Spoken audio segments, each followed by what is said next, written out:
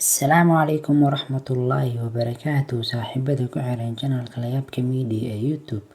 Kusoo dhawaada asxaabta muuqaalkeena maanta waxaa idin haynaa dadka ugu gaagaaban caalamka ayaan muuqaalkeena maanta kusoo qaadan doonaa. Daawada ka hor inta aanan bilaabin muuqaalkan, fadlan subscribe inoo saar channelkeena, aad ayaad u mahadsan tahay. Bridget Jordan dhererkeedu yahay 27 inch. Haddii Bridget ay u muuqato mid aad taqaanid, sababtoo ah waxay ka soo muuqataa bandhigga weyn ee showga Big Tiny ayaa ah 27 inch dhererkeeda. Bridget iyo walaalkeeda ayaa ku guuleystay buugga dhacdooyinka caalamka. Bridget ayaa la ildaran cudurka primordial dwarfism oo ku dhaca 3 milyan ee qofba mid ka mid ah. Kajendra Magar ayaa dhererkiisu yahay 26 inch kaliya, ayaa ah ninka saddexaad ee ugu gaaban dunida, ayaa kasoo jeeda waddanka Nepal. Kajendra ayaa ah kaliya 26 inch dhererkiisa, ayaa la ildaran cudurka primordial dwarfism.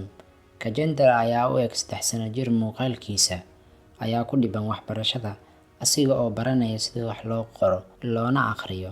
Ninkan ayaa markii dambe ku guuleystay buugga dhacdooyinka caalamka.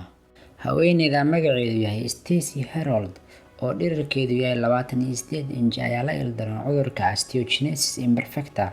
Cudurkan oo ku dhaca sanbabada iyo lafaha ayaa ku sababa qofka in uu dheeraan waayo. Stacey waxay sidoo kale isticmaashaa kursiga curyaaminta dhaqdhaqaaqeeda.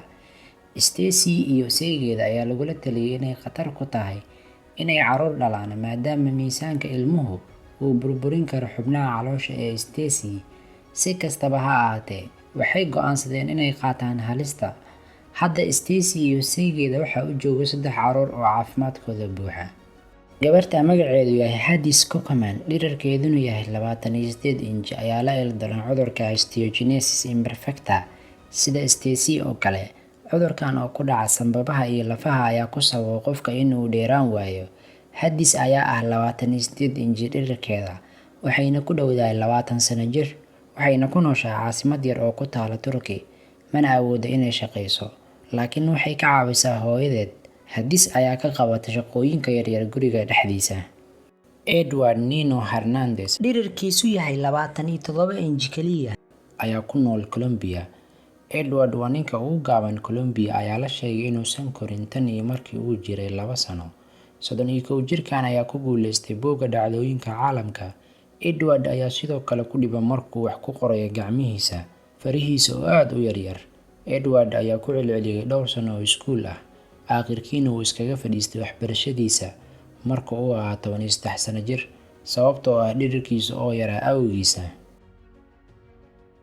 Madge Pester, dhererkeedu yahay 25.5 inch. Madge ayaa ah haweeneyda ugu gaaban ee la diiwaan geliya. Waxay ku dhalatay South Africa, ayaa ah kaliya 25.5 inches dhererkeeda, taasi oo ka dhigaysa inay u muuqaal ekaato cunuga 1 sano jira. Madge ayaa ah haweeneyda ugu gaaban caalamka. 54 jirtan ayaa la ildaran cudurka osteogenesis imperfecta. Cudurkan oo ku dhaca sanbabada iyo lafaha ayaa ku sababa in uu dheeraan waayo qofka. Madge waxay sidoo kale isticmaashaa kursiga curyaaminta dhaqdhaqaaqeeda.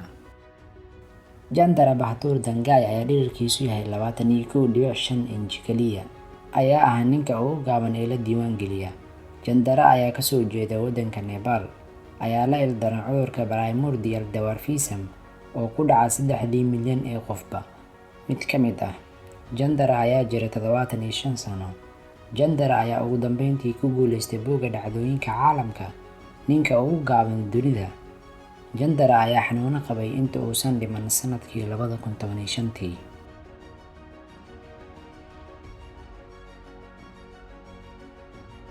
Intaas ayaan kusoo gabagabeyneynaa muuqaalkeena maanta. Haddii uu ku qanciyay muuqaalka, ha ilaawin inaad la wadaagto asxaabtaada. Haddii ay tahay markii kugu horeysay nagu soo biir. Wassalaamu calaykum waraxmatullaahi wabarakaatuh.